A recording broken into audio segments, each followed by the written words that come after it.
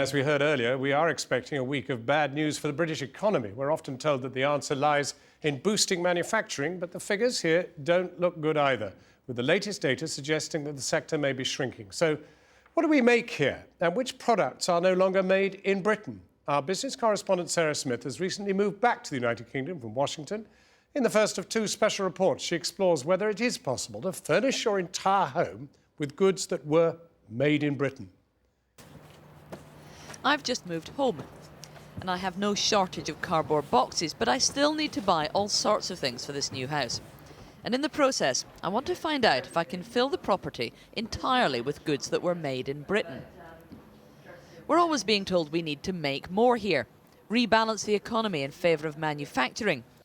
But most of what all of us buy was made elsewhere. This was made in Japan.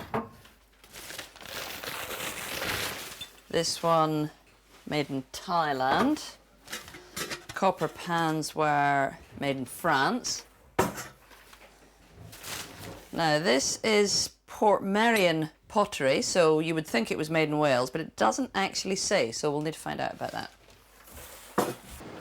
I've discovered it wasn't made in the Welsh village of Portmeirion, not even in Stoke-on-Trent, where the Portmeirion factory actually is. They do still make some pottery here. About half of all their output wears the Made in England sticker. When your biggest customers are in Korea, that is a major selling point. But the Portmeirion crockery I have at home wasn't made here, despite the label that made me think it might be. Are you trying to make me think it was maybe manufactured in Britain? Not at all. We've never made any secret, and I think if you look closely at the label that's actually on it, the label says made in China, and the box that it's in says made in China. Quite frankly, it's such a difficult range to make, we couldn't make it here because it's almost a handmade product. It's almost like old-fashioned pottery used to be. I would have thought that would be exactly the kind of thing that you would make in Stoke, and it would be the machine-made things that you would cite overseas. Strange, and that's not the case. Not the case, no. In fact, what we're doing here primarily is decorating. The girls behind me are all decorating, and that's a handmade skill that, quite frankly, they're not very good at in China.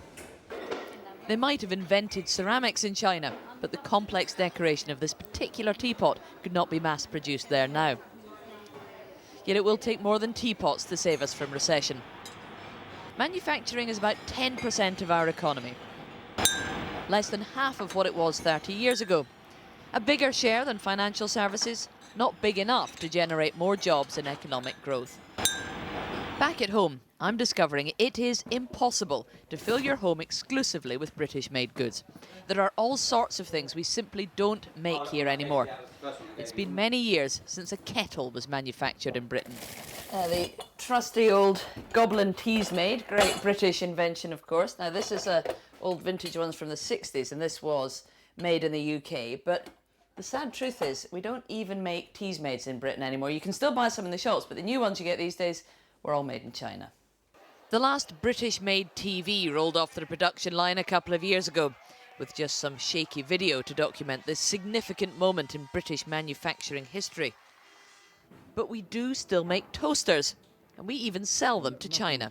There must be producers in China who can make something similar to this and sell it to the Chinese. Always trying to copy them, but they just can't get the British quality, and that's what they like. Everyone would like small British businesses like Roll at Rutland to export even more, to create the growth and the jobs we need here. But they've been struggling like everyone else in this downturn, and they've had to lay off staff, and the banks haven't helped. It is a big problem for a lot of manufacturers. They just can't get the credit, and if you go through a difficult period, it can be quite stressful. And people are going through difficult periods at the moment. That's the very time they would need this kind of thing. That's right, yes. So, you know, the bank will lend you an umbrella on a sunny day. You'd be surprised by some of the things that are still made in Britain. For obvious reasons, I can't resist these dishcloths called Sarah Smith. New packaging deliberately makes their British origin as obvious as possible. For years, shops resisted British products, assuming they must be more expensive, but not anymore. A few years ago, there was this kind of, well, you know, no, we want made in China because we know that's where we get the best deal. Whereas now people are more receptive that they understand that A, costs have risen in China, freight costs and oil costs obviously have driven up the cost of getting goods from China to the UK. So it's not as cheap as it was to go to the Far East. At about 50p a cloth, these products do cost only a little more than Chinese alternatives. If you have enough automated technology, you can afford to pay a much smaller staff far more than they would make in China. One of the reasons why I like manufacturing in the UK is because I worry that when companies ship things off overseas, they manufacture things they could make here to somewhere where people don't have those rights. They don't have the employment rights. They don't And have the that's protection. why it's cheaper. It's at the Yes. expense of people's Yes. employment rights. But in doing so, they're setting fire to, rights that our forefathers fought for over a couple of hundred years, and I have a problem with that. It feels like we don't make much in Britain anymore because the things we buy for our kitchens are often made elsewhere. And we don't see the Made in Britain labels on things like aeroplane engines.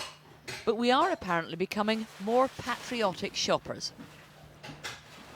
Major British retailers know that people are not spending their way out of recession yet, but they do detect a renewed appetite to buy British. So in John Lewis, the crockery we watched being decorated by hand in Stoke-on-Trent will soon be clearly marked with a little circular Union flag. The Sophie Conran range I bought thinking it was British obviously won't have one.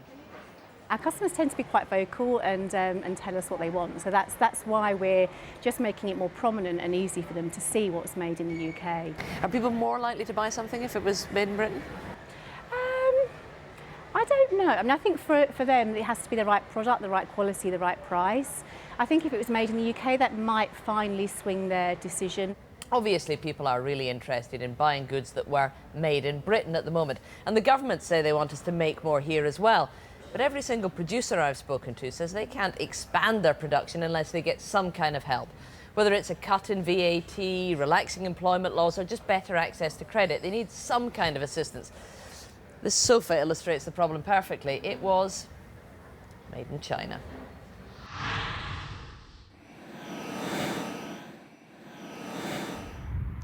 Tomorrow I'll be looking at the British-made goods you can't buy in John Lewis.